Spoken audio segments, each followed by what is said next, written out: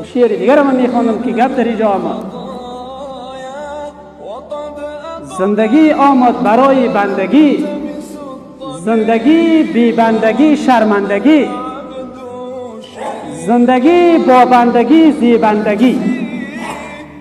بهترین شعر است، با مفهومترین شعر است، پرمعناترین شعر است، ولی این خیلی از کسا در معنای و اصلی مفهوم از شعر نمیفهمه و خیلی کسا هم از شعر خبر نداره و خیلی کسا هم میره نمیخونه، ولی ما الحمدلله دایی میره میخونه.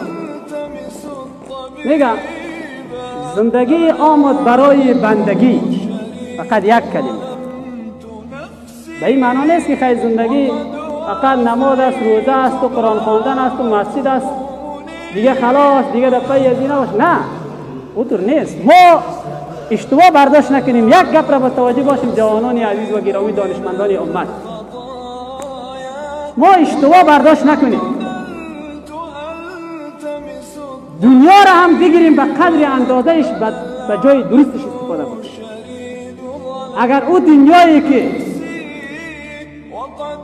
با تقوا و با پرهیزگاری به دست ما باشه، اگر او دنیایی که ما داشته باشیم پیسه و مال دنیا در روی درست مصرف بکنیم، این بهترین زندگی است.